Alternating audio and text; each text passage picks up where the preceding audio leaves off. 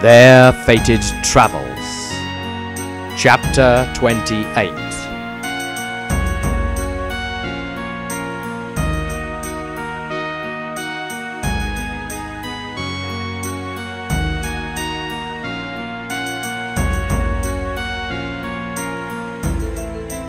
Final Showdown in Nuln. There was a sense of trouble still in the air, thick and threatening, making it almost hard to breathe. Maestro knew that something was about to happen too. He had studied the star charts the night before and was overly concerned about the events of today. It was the sort of day, as he put it, where somebody you know could end up dead, even you. What happened next was a slow realization of panic.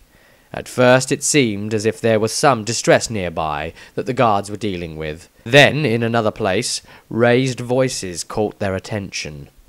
Up from sewer holes came enemies all about them, all across the city. They had found themselves fighting their way through a crowd of mutants running riot about the streets of Nuln. Still they were trapped on the bridge. The Countess was immediately removed from the situation and whisked away into a carriage that sped off at a great rate. Maestro wondered for that moment how actually being Emmanuel's lover might not have been such a bad thing. It might have meant he could have escaped all of this, to be rushed off to the security of the palace instead of being out in the middle of it all. Then he remembered, of course, that it would have meant doing things with her. He wasn't used to having to, do things. Plus, she would only be his undoing anyway, for his dooming warned that a woman would be the undoing of him. He had already proved that with Sister Angelique. Rysandria raised her voice as best as she could and spoke to the others of the group. "I knew there was something big planned, from all those mutants we fought in the sewers before. Oh dear!" Tobias raised a finger knowingly and commented, "Ah, but don't you see? This is just a diversion. The real threat will appear soon, I don't doubt." It was clear that the guards and citizens had their hands full, fighting off mutant attacks all over the place. The City Watch were battling them in several districts at once. 150 years ago, the Celestial College, the Seer Council Chamber.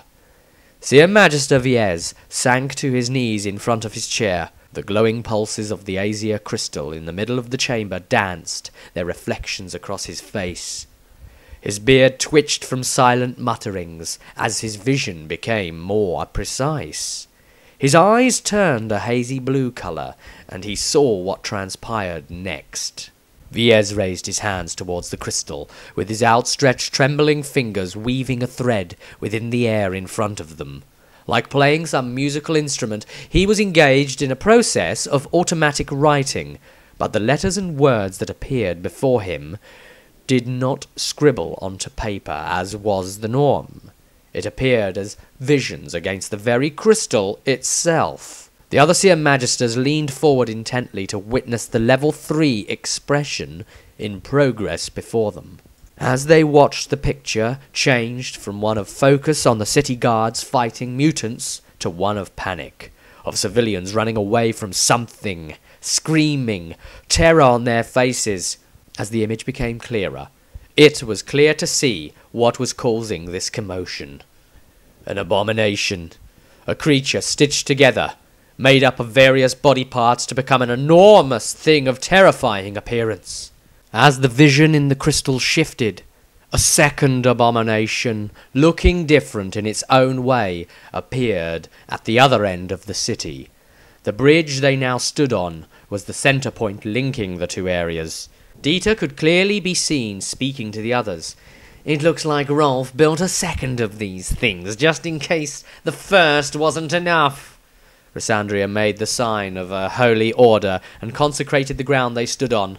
Maestro looked this way and that and then considered how safe he might be were he to hide under the bridge itself. It was a good idea, he considered, but then, knowing his luck, he'd probably only be set upon by a troll or some such. That was how it worked, right? Tobias spoke out. "It is against my better judgment, but being the heroes as we now are considered to be, we must do what we can to aid the city." Several bystanders who had witnessed Maestro's heroic speech to the Countess moments before, cheered him and the others expectantly. Maestro did not like that, not one bit. Just then a voice sounded out towards the party. The hard-faced Bretonnian man from before and his party of travellers, including the Nobbler, had appeared. He spoke. "Worry not, heroes of renown. We shall aid you by battling one of the abominations for you." The others of his group nodded enthusiastically at the danger. Maestro considered them all to be mad. Rysandria spoke out. "Yes, we cannot let this atrocity of undeath continue. We must put these souls to rest." The damsel amongst Blitzel's group sneered inwardly at the Shallian woman's words, but hid it well with a dainty smile. So decided the damsel Adriana internally. The evil inside me would for now have most control. The Bretonnian man continued with, "We shall fight the one that we can see behind us. You should deal with the other. We shall let this guard deal with the mutants as best they can." "Oh, joy!" exclaimed Dieter sarcastically. The fat wizard with Blitzel's group, Dapar, saw this and commented, "Gaw, they're keen. Come on, Blitzel. Let's do this while we still have time to catch supper out." Blitzel replied with, "While the eatery you like still exists, you mean?" As a building ended up with a hole in it from the abomination wielding a person at it like a knuckle-duster. "True," concluded Dapar. Maestro was pulled away from the bridge, open-mouthed at the idiocy, as he saw it, of everyone around him, even those in his party, who now surely dragged him towards certain death. Within no time at all, the group was finally upon the second abomination. It had been too interested in fighting the city watch around it, until Tobias fired a crossbow bolt through its flank, so that it disappeared inside. That made it turn its attention to the halfling well and truly. Dieter smirked and said, "Not that I don't mind that thing eating you first, but then it would surely turn its attentions upon us next anyway. We may as well try to keep you alive as a distraction.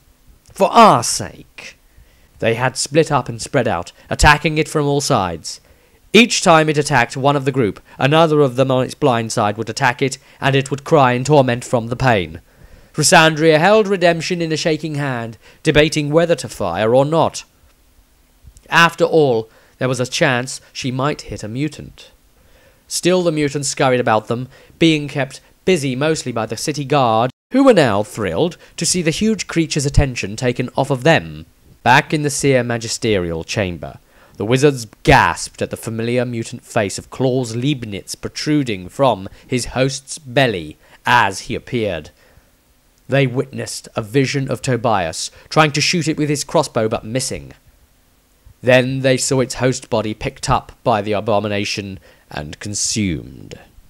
The face of Leibniz was the last thing seen as it went down the creature's throat, laughing all the way until it could no longer be heard.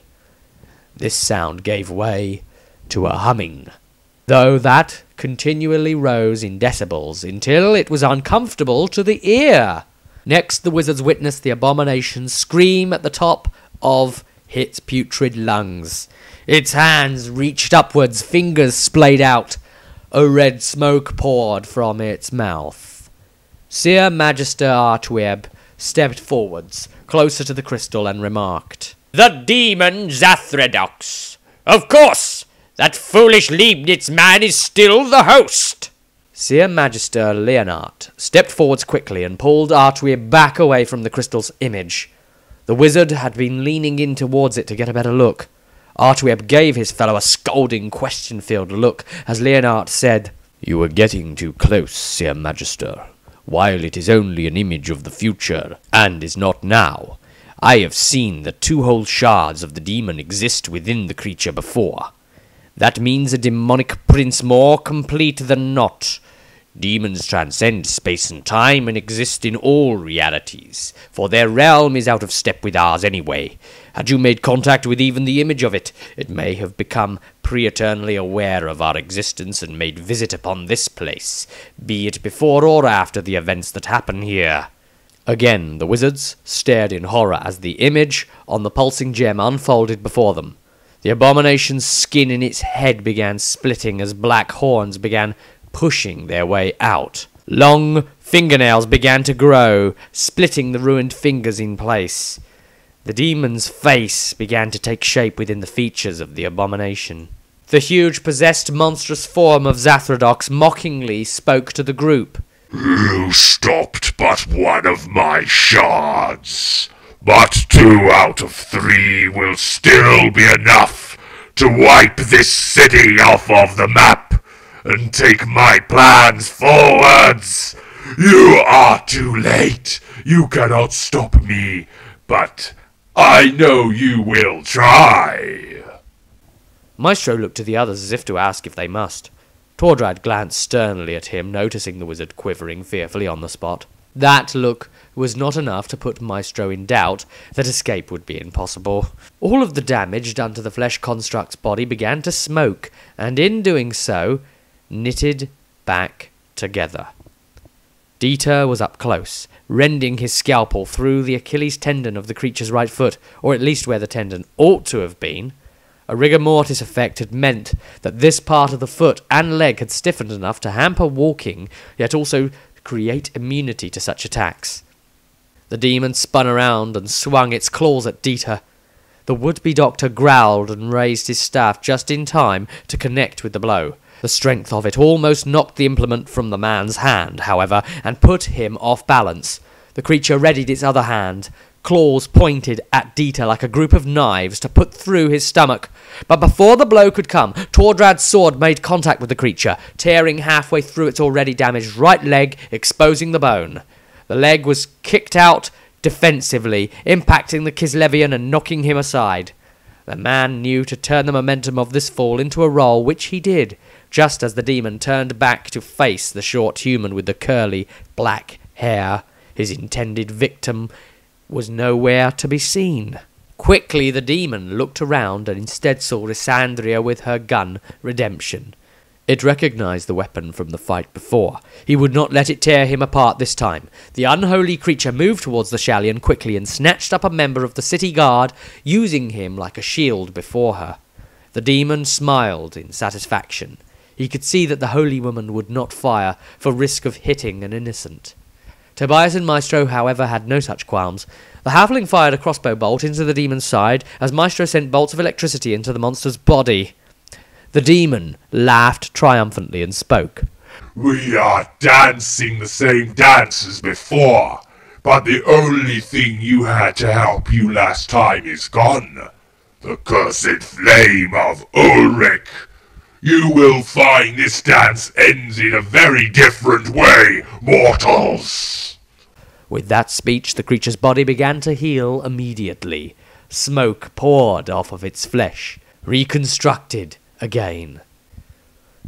"No!" shouted Tordrad as he ran forwards, flurrying attacks into the demon's side and ducking the counter-swings for as long as he could before he was caught by one and knocked down at last. He was replaced immediately by Olga, who jumped high for the creature's body and bit deeply into its chest. Dieter came upon it too and struck with his blade. At that exact moment, the demon let a wave of fire rush from its body like a pulse of energy that surrounded its skin. Olga fell from it, his face burning, and Dieter recoiled in pain, his hand burnt by the fire. Dieter could have sworn that it had felt like the fires of some hell were trying to pull him in. Finally, the screaming, burning city guard was put out of his misery as the demon tore him in two. Tobias almost vomited seeing this. Even Tordrad paused for thought as he picked himself back up properly. Maestro, though, drew River's Edge and brought the watery blade across the demon's back, extended as far as it could like a whip. The blade was smoking after contact with Zathrodox. Maestro could feel a pulling sensation coming from the consciousness inside the weapon. It was unhappy to be fighting this foe. Maestro thought back at it, in case it could understand his thoughts too. That he too wasn't happy to be here fighting, but they didn't fight for glory, they fought for survival. The demon focused on Maestro and took a deep breath. Flame shot out of its mouth as the wizard ran behind some of the city watch who were fighting mutants. Both watch and mutants were caught in the blaze, so that Maestro wasn't. The demon stared at the man in disbelief as he peeped around the charred corpse of a mutant, dead, standing stuck to the spot. He did not know humans could be so cowardly. Tordrad's sword hit the creature again. It struck back, and the Kislev man blocked the blow with his shield. Lightning appeared to crackle up and down Tordrad's arm with his new attack, and as it struck, it expressed itself through the weapon he held. With a mighty war cry, he burnt the creature's flesh as he cut deeply. Even then, the wound began to smoke and knit together. Tordrad braced for impact as the creature stomped its foot to the ground, sending splinters of paving and cobblestone shards up at him. He covered his face and pulled the visor down on his helmet. This bought the monstrosity enough time to scream a summoning. The ground continued to split open where its foot had impacted. Dito was poised to strike, but waited and watched in fascination at this new event. Tobias still kept unleashing bolts, but they were ineffective. The wounds simply healed up, with the protruding missiles still lodged in its demonically infused undead flesh. From the split in the ground came the massive hilt of a sword, too large for a normal human-sized creature to wield. This would have been a challenge for an orc war boss. Zathrodox pulled the weapon from the ground as the others could sense the power coursing off of it. Suddenly, Maestro felt his sword's will yank towards the new weapon, pulling him forwards a little in the process. Maestro commented, "Are you insane? I believe you are. First you don't want any part of this thing, then you do. Well, you're not getting me killed." Suddenly then, purple-tinged, black-grasping hands pulled up from the ground and gripped the monster by its enormous legs. "This has gone too far," spoke the newcomer. It was Gabrielle, the amethyst wizard. The cornite creature hissed at the magic that bound its legs and pulled them free of the spell anyway, by pulling the very ground up beneath it. It charged towards the female magister as she cast a spell towards it that dissipated before it could hit. He turned to leave, but the monster called forth the will of Khorne, and something odd happened. Bone began tearing up out of the ground, shaping into a dome. It began covering them both like a bubble. Rysandria saw this and ran to get inside before it could close, noticing that the creature's wounds still kept healing themselves. It roared at the Shallian woman and caused a shockwave that knocked her backwards. It knew that she was the only real threat to him, and she had to be kept out at all costs. Then the bone prison was complete. In amongst the overly long-fused rib-like structures were a number of skulls. They seemed to wordlessly chant some eternal warning to any who would approach. Instinctively, Tordrad jammed his axe into one of the skulls, shattering it. There seemed to be an effect on the power outlining this gruesome dome. Maestro caught on, as much as it disgusted him, and he beat his staff against a nearby skull to him. The others began to follow suit, as they heard a calamitous battle raging inside the dome, with the woman screaming in pain now and then. It didn't sound good at all. They all knew they would have to hurry, or it would be too late.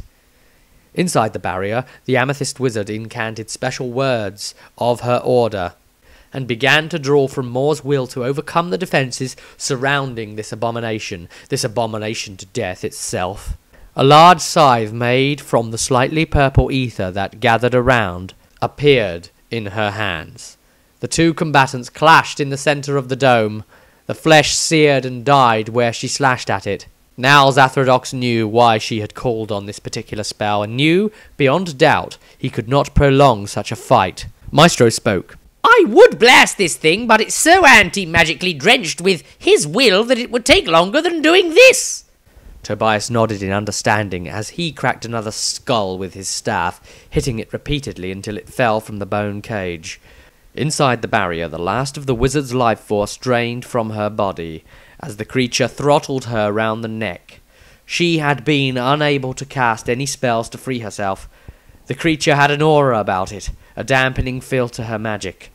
The demon prince pierced her chest with its blade before allowing her to fall limp and lifeless to the ground. As it did so, the barrier exploded, sending shards of bone outward in all directions, cutting and grazing the party and bystanders nearby. Tordrad stepped through the dust of the bone fragments, his vision obscured. Suddenly he was picked up by the beast and was thrown at a nearby building. His armoured body smashed against the front door and broke it open on impact. The Kislev warrior lay there groaning for a moment until Maestro ran to him and tried pulling him back to his feet. He growled in his tongue. I thought for a moment there that I might be free of you, wizard. Little chance of that then. It looks like you will have to get me killed another time, perhaps. Of course, Maestro didn't understand a word of it, but he pretended to anyway. He nodded and answered, That's quite all right, Swordred. Anything to help you helps me. At least he was honest about it. Rysandria quickly ran past the men into the house and disappeared upstairs. Meanwhile, Dieter and Olga fought furiously, keeping the creature at bay. Suddenly, though, it hit the Doberman across the flank from its next jump attack, and it fell, moving no more. Dieter could sense it was still alive, but it had sustained damage. His rage boiled over, and this caught the demon's attention. It looked down at him suddenly and spoke. Well, well, what a curious one you are. The others, I expect, do not know of you. Dieter shifted uneasily on the spot, then redoubled his efforts with a growl of determination aimed at Zathrodox. The unnatural thing continued to talk. The undeath part of my form recognizes the undeath part of yours. Foolish mortal, to tamper with that which you do not understand. Now I see what you are. Dieter's eyes widened in horror as the monster gripped its hand into a fist in front of the man. As he squeezed it and it tightened, seemingly squeezing thin air, the barriers that normally held Dieter's other in place were suddenly not enough. The power of the thing's undeath took over, and Dieter collapsed to his knees in front of the dead wizard Gabrielle. The would-be physician's eyes rolled into the back of his head, and the black tendrils once again streamed from his mouth. This time they clutched the wizard and began motioning down their length in a way to suggest that they were feeding. The thing inside was feeding on Gabrielle's essence, and Dieter was powerless to stop it. Tobias interrupted the satisfied grin on the demon's face with another well-placed bolt, this time right into its temple. It must have punctured the thing's brain, but still the monster laughed at this attempt to stop it. Rysandria suddenly appeared at the top window of the building. She shouted to the others, "We need to do something right now before it's too late!" Maestro wandered back out of the doorway, trying his best to take Tordrad's weight on his shoulder. It was bending him sideways from the effort, but he just about managed to reply, "But how can we kill that thing? It will only heal all we do to it." Rysandria called back. "We don't have to kill it. We only have to damage it enough that it destabilizes from this realm and is banished." Maestro answered, "But the healing! Like I said, we cannot do it enough damage quickly enough." Rysandria replied, her face as serious as it had ever looked. "Then you shall have to have faith in Shalia, Maestro. Leave that problem to me." "Right you are," said the wizard, glad he was not being involved with that particular problem. 150 years ago, the Celestial College, the Seer Magisters concentrated together as the battle unfolded. No notes would be allowed to be made, for such things were a risky liability of finding their way into the wrong hands and endangering the threads of future. Instead, they had to concentrate and remember everything as exact to its course as possible. With this fight, they were taking no chances. All of them studied, internally checking for the smallest details. They saw the wizard amongst the group, the stupid man, firing every spell he could muster into the demon. The first did not even make contact, but with enough channeled effort, Maestro had found himself strong enough to get some spells through at last. Rysandria, from her second-floor vantage point, opened fire with redemption, shooting a hole through the creature's left cheek.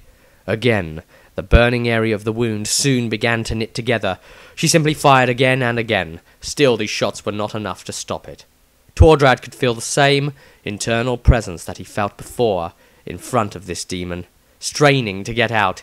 This time he felt a lot less like he could control it. Some wild part of him responded to the demon's challenging roar and the threat it posed to the party. He couldn't stop sweating. So hot, so uncontrollably hot. He quickly pulled his armour off. Maestro shouted, "What are you doing, man? Are you looking to die? Still the Kislev warrior pulled his armour off, and Maestro got fed up of shooting spells, so swapped over to his Hochland long rifle and opened fire. Rysandria let loose with redemption once more. The creature at last was within a weakened state, but still it regenerated. "Now is the moment!" cried Rysandria. She gave a run up and jumped from the window, out towards the courtyard the others stood in. She landed atop the creature's back and rested her gloved palms against its meaty undead flesh. She chanted a holy invocation to the Mother of Mercy and Healing, to heal this poor creature's remains, to stop the torture of its various bodies. The area around the woman glowed with an intense bright light, and the creature screamed in protest. It bucked, and the woman fell from its hulking body onto her side, where she damaged her ankle and leg. As she lay on the ground, she once again fired redemption at the beast. This time, the wound did not knit itself together. This time, none of the other wounds mended, and the ones that had been previously caused stopped their process of mending at once. Some of the wounds even tore back open. The creature looked to the woman fiercely. Its eyes focused on her. Fallen as she was still the cause of its feeling pain again. It would crush her and take her soul with it back to its home, where it would feast slowly, but only after it had finished its business here. It decided to collect on the Shallion's soul right now, though, for safekeeping, and strode towards her angrily. Tordrad roared challengingly. Everyone turned to look, even Zathradox. Though they had all heard the man do this before, this time was different. There was something real and bestial about it. Suddenly Tordrad's features began to change. His eyes went wild. Hair began to sprout across his body. His musculature began altering. His skeleton began to shift. His facial formation began to change in structure, looking longer, a lengthened black nose at the end of a structure, inhumanly sharp teeth in his mouth growled fiercely. Tordrad looked half racked in pain, half wreathed in rage, as the full formation came about. Before everybody's eyes, the Kislevite man had turned into a massive, hulking bear. This had happened to him once before in life. He prayed it would not happen again. He hoped it was a dream, but it had not been. Whether he liked it or not, he had been blessed, or cursed, by Urson, the Kislevite hunter god. His parents knew from a young age, for they had seen the signs, but had kept it quiet from the others of their town. They worried that he would become feared, an outsider, even if it may have truly been a blessing. But now the full might of Tordrad could be seen. The bear sped forwards, thudding the cobbles with its great paws as it went. As it made contact, it crashed its weight against the unholy monster, knocking its great sword from its hand, and sending it bouncing with sparks across the ground.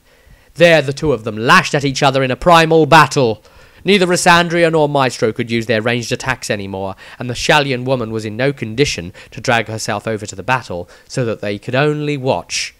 Tobias too was powerless to act now, with only a slingshot and crossbow at hand, for the sun had not yet gone down and given way to his more melee-focused alter ego.